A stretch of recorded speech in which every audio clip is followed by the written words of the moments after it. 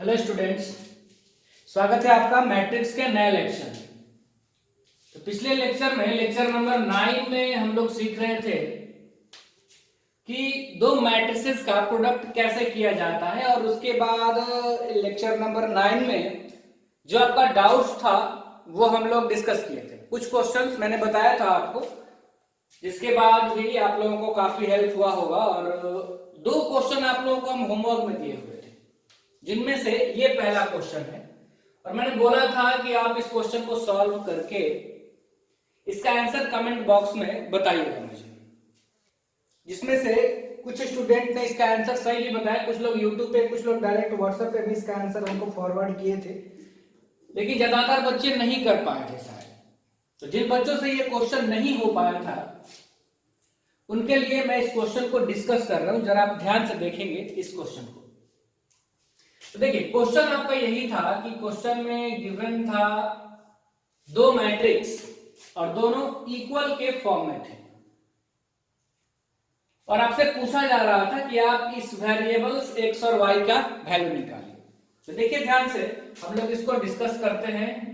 जो हमारा क्वेश्चन था हमारा गिवन, ये गिवन है हमको modulus of x 2 5 modulus of y minus 2 by 2 order का मैट्रिक्स है, जैसा कि आप देख पा रहे होंगे। और इधर लेस देन 3 2 5 लेस देन 4, और यहां से हमसे x और y का वैल्यू पूछा जा रहा है। काफी सिंपल क्वेश्चन है, थोड़ा सा इनइक्वालिटीज का यूज हम लोगों को करना है यहां पे। तो हम लोग इसको लिख सकते हैं कि from equality of to matrices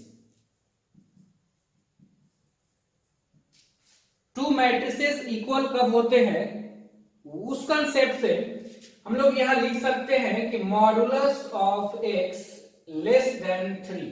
corresponding element हम लोग पढ़े हुए हैं पहले कि मैट्रिक्स अगर इक्वल होगा तो उसका करस्पॉन्डिंग एलिमेंट आपस में इक्वल होगा।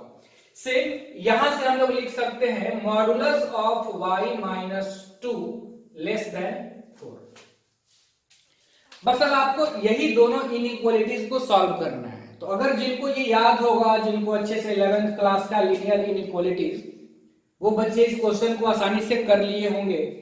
और जिनको नहीं याद है तो देखिए, मैं एक बार आपको रिकॉल कराता हूं कि आपको बताया गया है इस तरह का कंसेप्ट कि अगर एक तरफ मॉड के अंदर फंक्शन हो fx और दूसरे तरफ कोई डिजिट हो, मान लेते हैं वो डिजिट k है, और ये डिजिट अगर पॉजिटिव है, ध्यान दीजिएगा, ये डिजिट अगर पॉजिटिव है और डिजिट बड़ा है इस फंक्शन के मॉडुलस वैल्यू से, तब इस इनइक्वालिटीज को सॉल्व करने का तरीका होता है कि मॉडुलस के अंदर वाला जो फंक्शन है, ये फंक्शन इस डिजिट के निगेटिव और पॉजिटिव के बीच में लाई करता है।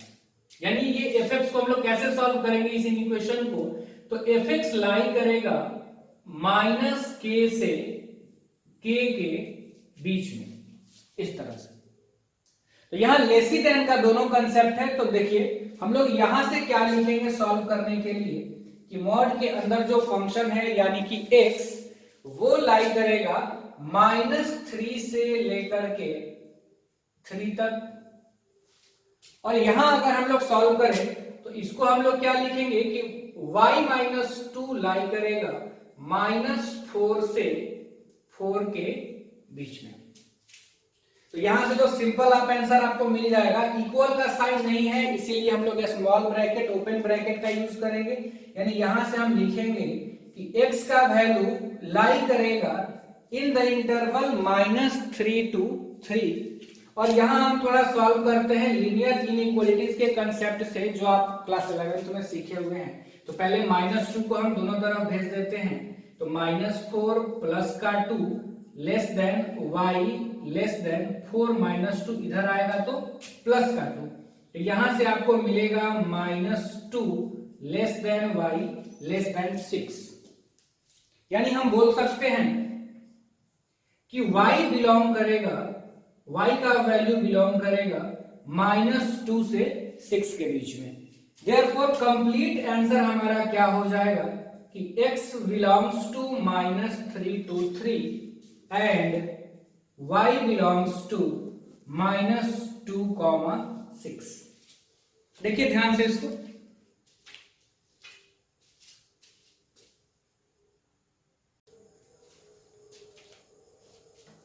देखिए होमवर्क डिस्कशन में हम लोग दूसरे क्वेश्चन को करते हैं।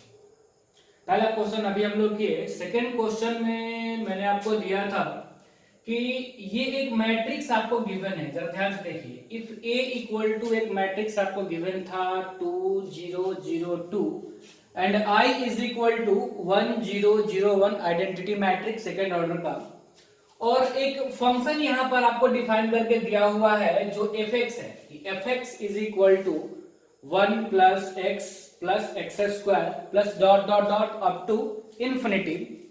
तो आपसे कहा जा रहा है कि f ऑफ a की वैल्यू बताइए क्या होगा। मतलब अगर इसी फंक्शन के अंदर हम लोग x के जगह पे मैट्रिक्स a को पुट करेंगे तो हमको क्या वैल्यू मिलेगा, ये मुझसे पूछा जा रहा है। तो देखिए हम लोग इसको स्टार्ट करते हैं। तो हम लोगों को ये गिवन है, we have matrix A is equal to 2 0 0 2।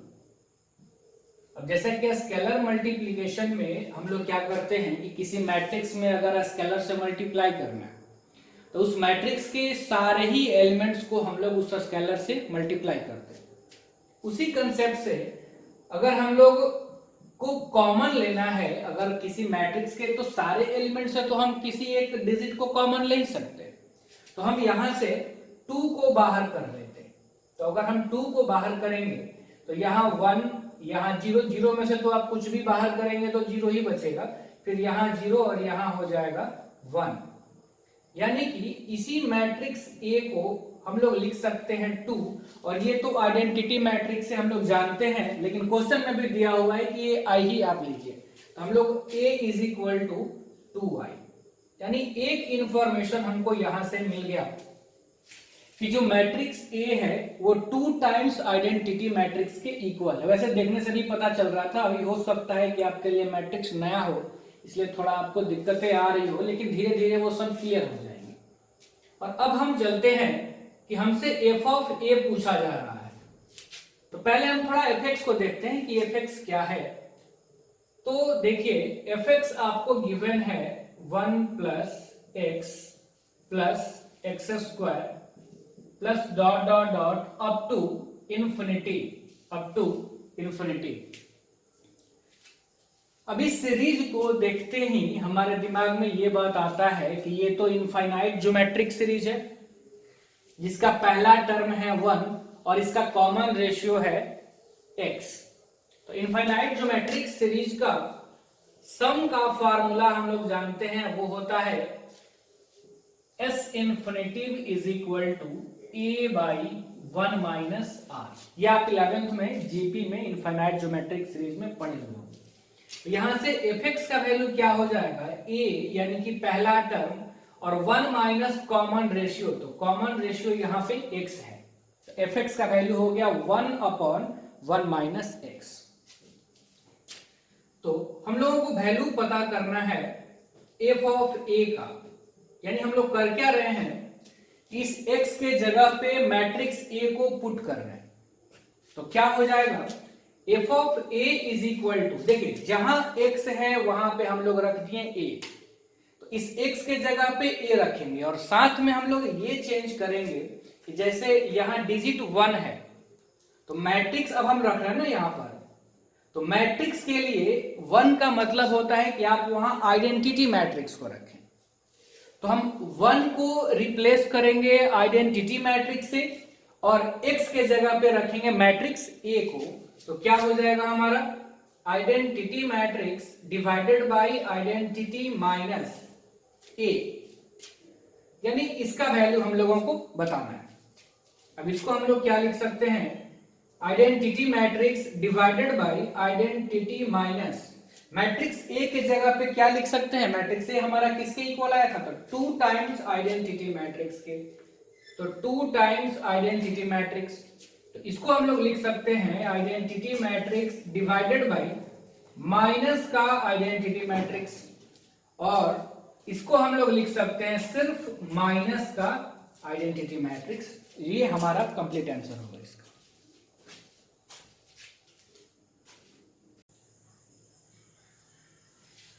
देखिए, होमवर्क का डिस्कशन करने के बाद हम लोग कुछ फिर से एनसीईआरटी के क्वेश्चंस को करते हैं। पिछले लेक्चर में मैंने आपको बताया था एक्सरसाइज 3.2 एनसीईआरटी, एक्सरसाइज 3.2 एनसीईआरटी का क्वेश्चन नंबर 18 तक हम लोग डिस्कशन कर चुके थे। उसके बाद भी कुछ बच्चों का इसमें कंफ्यूजन था कि 19 के बाद वर्ड प्रॉब्लम्स हैं, तो सर एक बार वर्ड प्रॉब्लम्स आप करा दीजिएगा। तो हम लोग क्वेश्चन नंबर 19 ही करते हैं।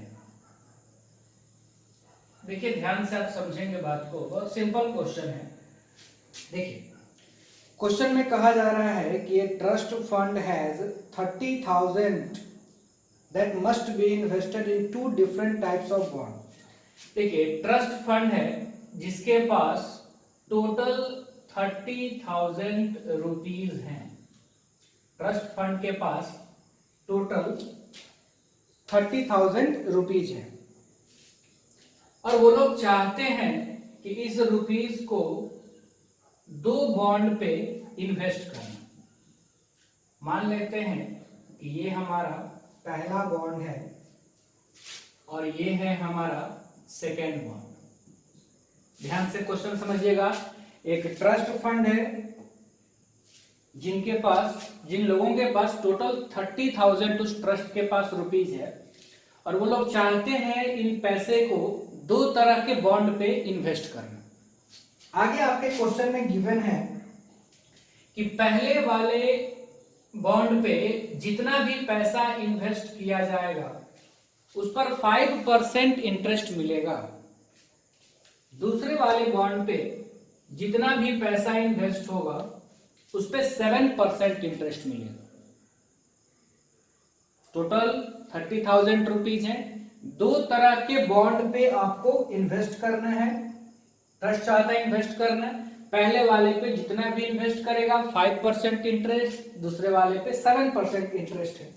और आपसे कहा जा रहा है, पूछा यही जा रहा है कि तब आप बताइए कि ट्रस्ट अपने पैसे को किस तरह से इन्वेस्ट करे इन बॉन्ड्स पे, ताकि पहला क्वेश्चन आपसे ये पूछा जा रहा है कि उनको टोटल इंटरेस्ट 1800 रुपीज मिले, और सेकंड क्वेश्चन है कि कैसे इन्वेस्ट करें ताकि उनको टोटल इंटरेस्ट 2000 रुपीज मिले।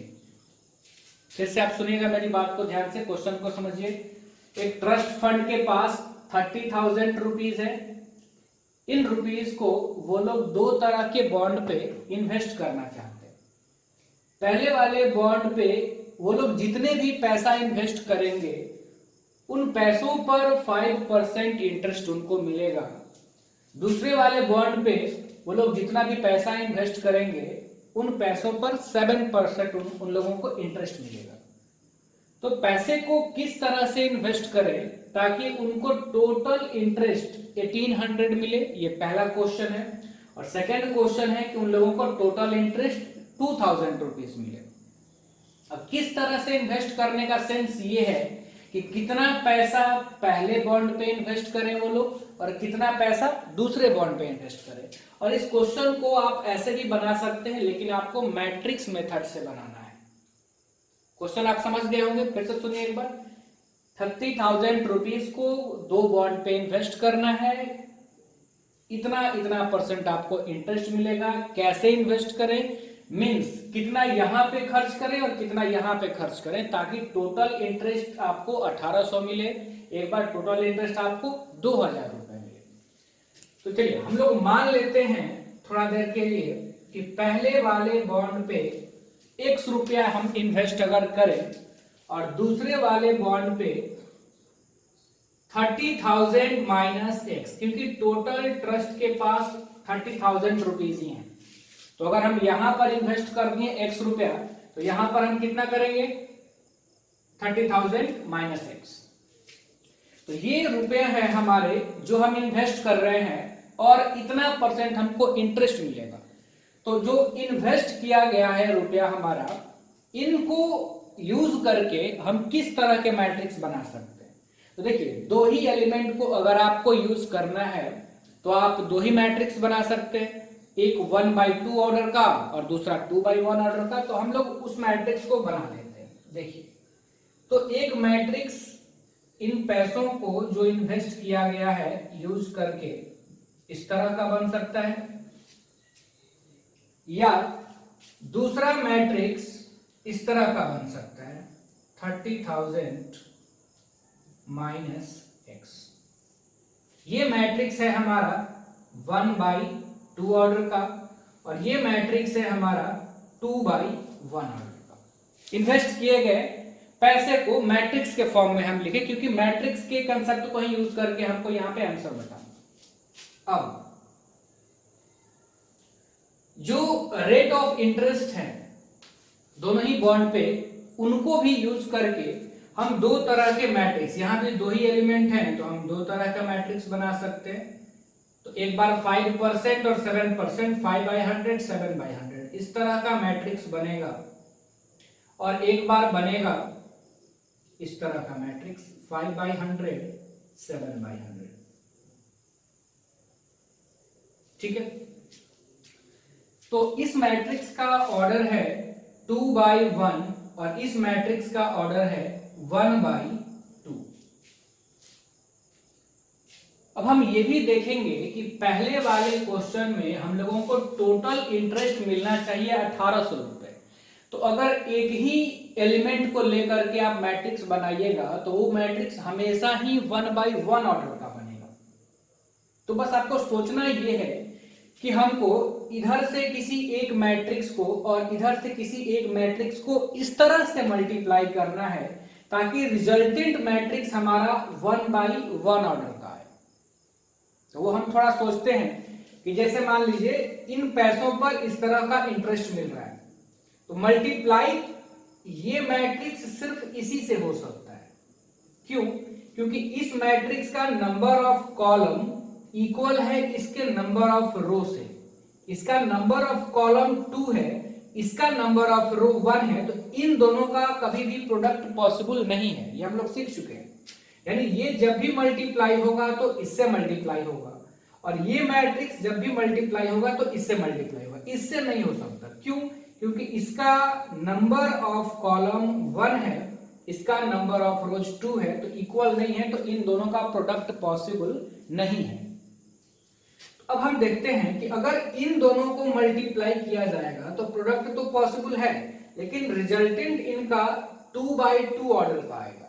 लेकिन हमको रिजल्टेंट में एक ही मैट्रिक्स हम 1/1 ऑर्डर का ही बना पा रहे हैं, तो इन दोनों का प्रोडक्ट पॉसिबल तो है, लेकिन इसके अनुसार यहाँ पे करना ठीक नहीं है, क्योंकि यहां से हमको मैट्रिक्स मिलेगा 2/2 ऑर्डर का, और इसको अगर मैट्रिक्स के फॉर्म में हम लिखेंगे तो हमको मिलेगा 1/1 ऑर्डर का। तो इसीलिए हम लोग इन दोनों को प्रोडक्ट ना करके इन दोनों का प्रोडक्ट करते हैं। यानी हम कैसे लिखेंगे, पहले क्वेश्चन यानी 1800 इंटरेस्ट पाने के लिए इस तरह से हम लिखेंगे x 30,000 माइनस x।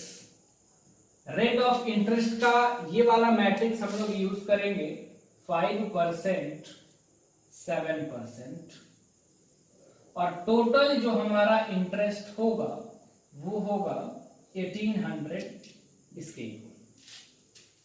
तो बस अब आपको मल्टीप्लाई कर लेना है। तो अगर हम लोग मल्टीप्लाई करेंगे तो मल्टीप्लाई करना तो हम लोग सीखे हुए हैं, तो इस तरह से, यानी x इससे मल्टीप्लाई होगा तो 5x/100 और प्लस ये इससे मल्टीप्लाई होगा, तो 30,000 माइनस x को जब 7/100 से मल्टीप्लाई करेंगे तो ये हो जाएगा 2,10,000 माइनस 7x डिवाइडेड बाई 100, और इधर तो 1/1 ऑर्डर का ही हमारा मैट्रिक्स है 1800।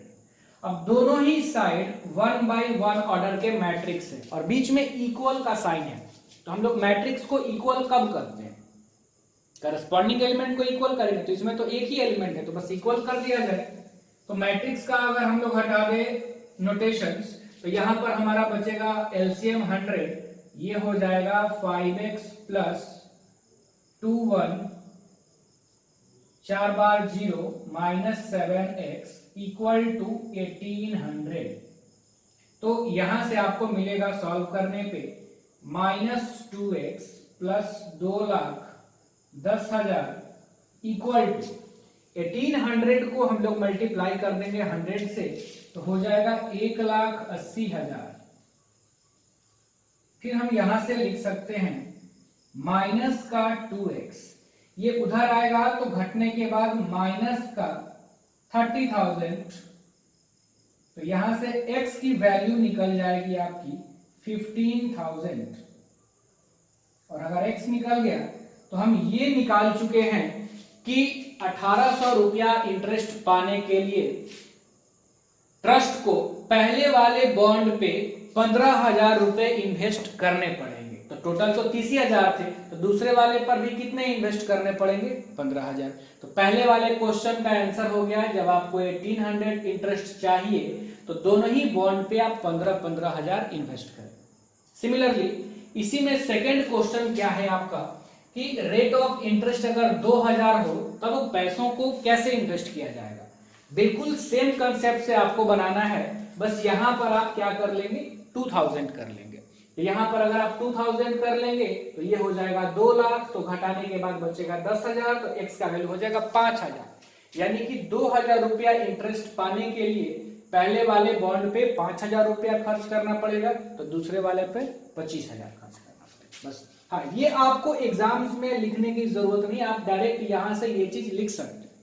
ये बस हम आपको समझाने के लिए मैट्रिक्स का फॉर्मेशन किए थे। उम्मीद है कहीं आपको डाउट नहीं होगा।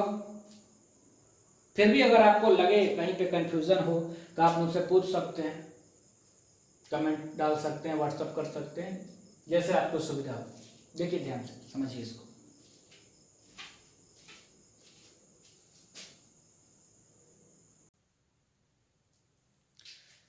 देखिए नेक्स्ट क्वेश्चन की तरफ हम लोग बढ़ते हैं। एक्सरसाइज 3.2 का ही क्वेश्चन नंबर 21 और 22 हम लोग डिस्कस करते हैं। इसके लिए भी कुछ बच्चों का मैसेज आया था कि सर इसको भी थोड़ा डिस्कस कर दीजिएगा। देखिए इन क्वेश्चंस के लिए पहले आपको एक इंफॉर्मेशन दिया हुआ है पैसेज टाइप में कि 5 मैट्रिक्स आपको दिए गए हैं।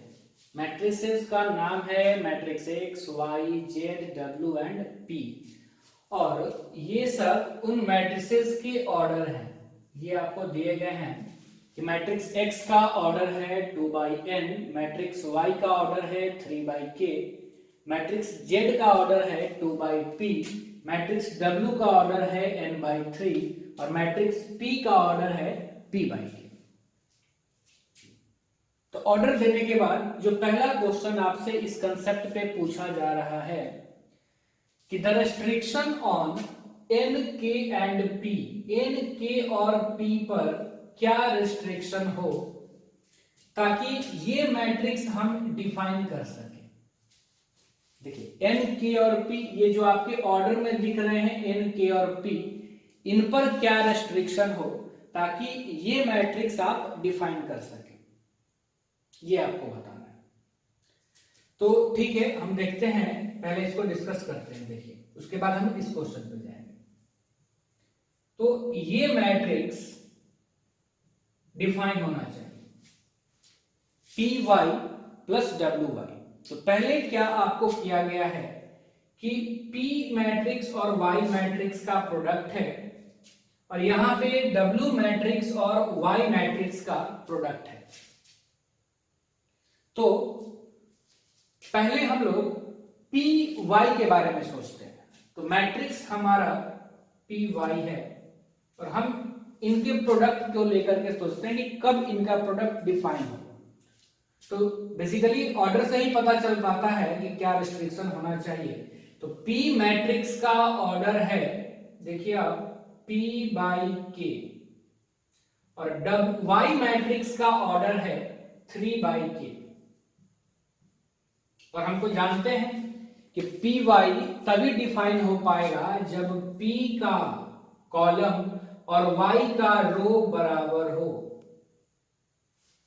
यानी K किसके इक्वल होना चाहिए, 3 के, तभी हम पी वाई मैट्रिक्स डिफाइन कर सकते हैं। और दूसरा चीज कि जो पी वाई मैट्रिक्स प्रोडक्ट के बाद हमको मिलेगा उसका ऑर्डर क्या मिलेगा, ये भी हम लोग लेक्चर नंबर प्रीवियस लेक्चर में शायद 9 या 8 में भी हम लोग इसको सीख चुके हैं। पी वाई का जो ऑर्डर होगा वो होगा P बाई K, क्योंकि ये तो इक्वल होगा तो प्रोडक्ट पॉसिबल होगा, और इसका ऑर्डर हो जाएगा P by K, P y का ऑर्डर। सिमिलरली अब हम लोग थोड़ा सोचते हैं इसके बारे में, तो देखिए W मैट्रिक्स का ऑर्डर कितना है, तो n बाई 3, और Y मैट्रिक्स का ऑर्डर 3 बाई K, तो इनका प्रोडक्ट तो क्लियरली पॉसिबल है क्योंकि दोनों कांस्टेंट के ही फॉर्म में दिया हुआ है। W का नंबर ऑफ कॉलम और इसका Y का नंबर ऑफ रोज इक्वल है, और WY का जो ऑर्डर यहां से मिलेगा हम लोगों को, WY का ऑर्डर ऑफ WY वो किस ऑर्डर का होगा, तो n by K, n by K। फिर से आप समझिए, मैं फिर से एक बार रिकॉल करा रहा हूं। हमसे पूछा जा रहा था कि n, k और p पर क्या रेस्ट्रिक्शन हो ताकि ये मैट्रिक्स डिफाइन हो जाए। इसमें किया क्या जा रहा है कि यहां पहले मैट्रिक्स p और y का प्रोडक्ट किया गया, तो उसके लिए ऑर्डर से ही हम कंडीशन पता कर सकते हैं। तो यहां से हमको मिला कि k इक्वल होना चाहिए 3 के, और ये भी हमको पता चला कि py का जो ऑर्डर होगा वो होगा p बाई k। WY वाले यहाँ के कंडीशन से हम देख पा रहे हैं कि ये तो 3 और 3 इक्वल होगा, और इसका WY का ऑर्डर क्या आएगा, n बाई K।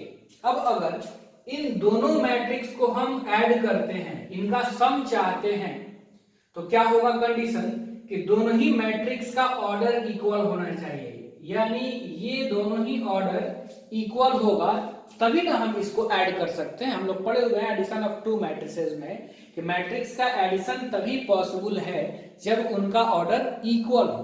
तो देखिए, तो ये तो इक्वल, तो k तो ऑलरेडी इक्वल है ही, कॉलम तो दोनों का इक्वल है, यानी p किसके इक्वल होना चाहिए, तो n के, और k किसके इक्वल, तो वो हम लोग पहले ही निकाले हुए हैं 3 के। तो यही हमारा रेस्ट्रिक्शन निकला, p is equal to n and k is equal to 3। तो ये ऐसा ऑप्शन नंबर 1 में है, तो ये हमारा करेक्ट ऑप्शन हो। फिर से आप n, k और p पर क्या रेस्ट्रिक्शन हो ताकि ये मैट्रिक्स डिफाइन हो, तो मैंने कुछ नहीं किया, बस प्रोडक्ट के लिए जो ऑर्डर्स वगैरह का हम लोग कंडीशन देखते थे कि कब मैट्रिसेस का प्रोडक्ट पॉसिबल है, प्रोडक्ट करने के बाद जो रिजल्टेंट आएगा उनका क्या ऑर्डर होगा, और कब हम लोग दो मैट्रिक्स को ऐड कर सकते हैं। बस वही कंडीशन हम यूज किए हैं और आपको आंसर मिल चुका है, k is equal to 3 and p is equal to n। पहला ऑप्शन हमारा करेक्ट है। इरेज कर दो इसको। और अब हम लोग देखते हैं क्वेश्चन नंबर 22 को। देखिए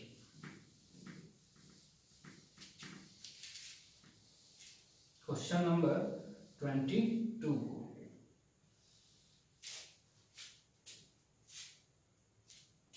इसमें हमसे क्या पूछा जा रहा है कि क्वेश्चन में ही दे दिया कि if n is equal to p, ये हमको दे दिया कि n और p इक्वल है, और तब इस मैट्रिक्स का हमसे ऑर्डर पूछा जा रहा है 7x माइनस 5z का क्या ऑर्डर होगा। x मैट्रिक्स आप देख रहे हैं, z मैट्रिक्स गिवन है, तो इसका क्या मतलब है आप देखिए कि मैट्रिक्स x को स्केलर 7 से मल्टीप्लाई किया गया है। तो हम पहले सीखे हैं कि अगर आप किसी भी मैट्रिक्स को किसी स्केलर से मल्टीप्लाई कीजिएगा तो मैट्रिक्स के ऑर्डर में कोई फर्क नहीं पड़ता है, यानी 7 टाइम्स मैट्रिक्स x का वही ऑर्डर होगा जो ऑर्डर मैट्रिक्स x का होगा, यानी कि 7x का ऑर्डर क्या होगा, 2 बाई n। 7x का ऑर्डर क्या होगा, 2 बाई n। फिर 5 इंटू मैट्रिक्स जेड का भी वही ऑर्डर होगा जो मैट्रिक्स जेड का ऑर्डर होगा, यानी कि 2/p।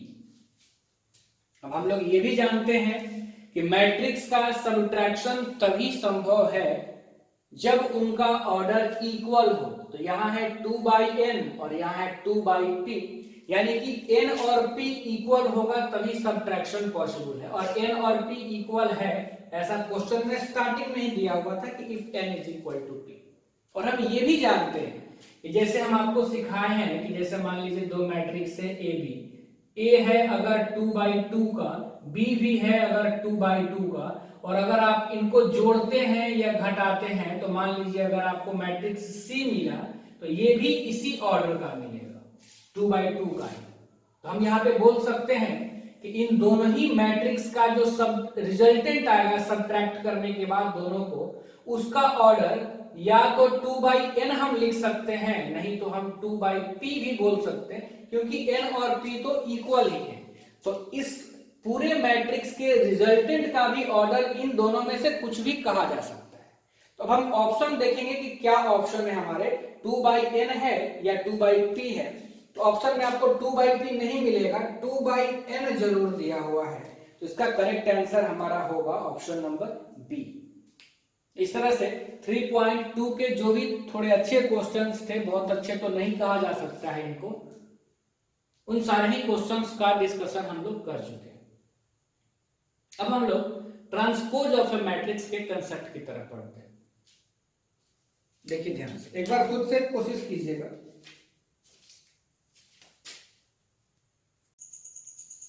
देखिए आगे हमारा कंसेप्ट है ट्रांसपोज ऑफ ए मैट्रिक्स। अभी तक हम लोग ये सीखे मैट्रिक्स में कि मैट्रिक्स होता क्या है, मैट्रिक्स का ऑर्डर कैसे देखते हैं, फिर टाइप्स ऑफ मैट्रिसेस में हम लोग देखें, बहुत सारे टाइप्स के मैट्रिक्स देखे, लगभग 9 या 10, और हम आपको बोले भी थे कि और भी कुछ टाइप्स ऑफ मैट्रिसेस बीच बीच में भी आते रहेंगे लेक्चर्स में।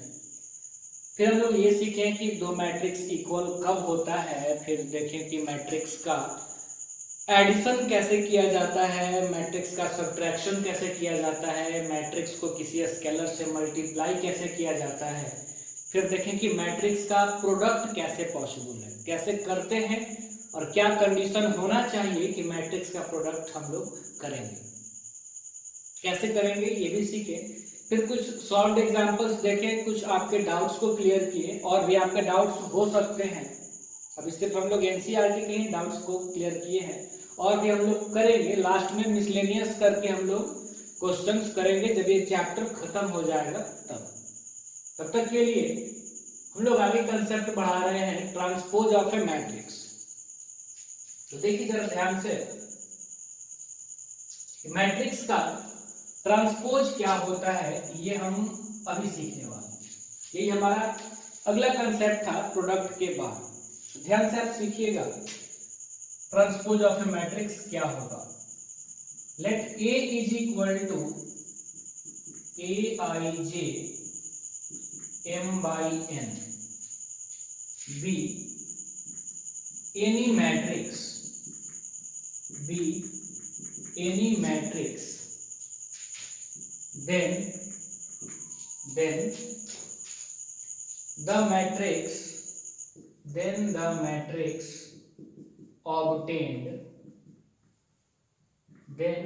the matrix obtained from interchanging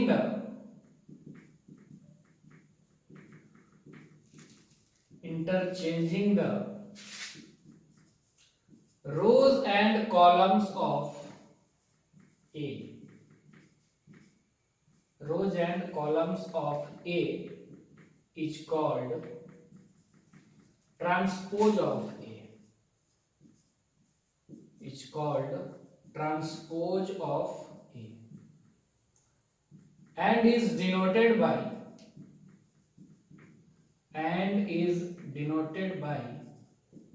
A dash or A to the power t। देखिए सीखते हैं हम लोग इसको। क्या हम लिखे हैं कि अगर A कोई मैट्रिक्स है जिसका ऑर्डर है m/n, कोई भी मैट्रिक्स ये हो सकता है। ऐसा नहीं मैंने लिखा कि ये स्क्वायर ही मैट्रिक्स होना चाहिए, कुछ जगह पे ये कंसेप्ट हम सीखे थे कि ये स्क्वायर मैट्रिक्स ही होना चाहिए, लेकिन यहाँ ऐसा कुछ नहीं है। इस चीज को मैंने दोहराया ताकि आपको कंफ्यूजन नहीं हो। कोई भी मैट्रिक्स है तो इसी मैट्रिक्स के रो और कॉलम को इंटरचेंज करने के बाद, इंटरचेंज करने का मतलब है कि आप नंबर ऑफ रो को कॉलम बना दीजिए, कॉलम को रो बना दीजिए, तो जो नया मैट्रिक्स आपको मिलेगा उसी नए मैट्रिक्स को इस पुराने वाले मैट्रिक्स का ट्रांसपोज कहा जाता है। और ट्रांसपोज, अगर ए मैट्रिक्स का हम ट्रांसपोज लिखेंगे तो उसको a डैश या a to the power t से डिनोट किया जाता है। काफी सिंपल सा ये भी कंसेप्ट है। देखिए हम लोग एक एग्जांपल करते हैं। Example, if a is equal to 1 2 3 4 5 6, b a matrix, then a transpose अगर हम लिखना चाहते हैं तो अभी हम लोग क्या सीखे कि रो और कॉलम को बदल दिया जाता है। इस मैट्रिक्स का ऑर्डर क्या है, आप देखिए इस मैट्रिक्स में नंबर ऑफ रो 2 ही है और नंबर ऑफ कॉलम 3 है, मतलब इसका ऑर्डर है 2/3। और हम करेंगे क्या, तो रो और कॉलम को बदलेंगे, यानी पहला रो को इसके ट्रांसपोज में हम पहले कॉलम में लिखेंगे, यानी जो 1 2 3 था हॉरिजॉन्टल लाइन, यहाँ वो हो जाएगा वर्टिकल लाइन, और 4 5 6 जो सेकंड था हॉरिजॉन्टल वो हो जाएगा सेकंड वर्टिकल। यानी पहले रो को पहला कॉलम बना दिए, दूसरे रो को दूसरा कॉलम बना दिए, और यही हो गया हमारा मैट्रिक्स ए का ट्रांसपोज ए पावर टी या डैश से भी हम लोग इसको डिनोट कर सकते हैं। एक और हम लोग एग्जांपल देखते हैं। देखिए आप ध्यान दीजिए, जैसे मान लेते हैं हम कि if b is equal to, एक मैट्रिक्स हम ले लिए a b c d 2/2 order का, then b transpose b dash या b to the power t, दोनों में से किसी से हम लोग डिनोट कर सकते हैं। पहला रो को पहले कॉलम में, दूसरे रो को दूसरे कॉलम में, बहुत सिंपल है। Next, if c is equal to 1 0 root under 3 5 7 9, then c transpose equal to, देखिए 1 0 पहला हॉरिजॉन्टल तो हो गया पहला वर्टिकल, दूसरा हॉरिजॉन्टल तो हो गया दूसरा वर्टिकल, तीसरा हॉरिजॉन्टल तो हो गया तीसरा वर्टिकल। ये c ट्रांसपोज। मेरे ख्याल से दिक्कत नहीं होगा आपको ट्रांसपोज लिखने में। करना क्या है आपको कि रो और कॉलम को आपस में बदल देना है। ऑर्डर भी उनका जब बदलेंगे तो ऑटोमेटिक है, श्योर है कि बदलेगा ही। जैसे इस मैट्रिक्स का ऑर्डर था 2/2, तो बदलने के बाद भी इसका ऑर्डर तो वही रह जाएगा 2/2। इसका ऑर्डर है 3/2, तो इसके ट्रांसपोज का ऑर्डर हो जाएगा 2/3। यानी अगर मैट्रिक्स A है m/n ऑर्डर का, तो इसके ट्रांसपोज का ऑर्डर क्या हो जाएगा, बिल्कुल n/m। कोई दिक्कत नहीं। चलिए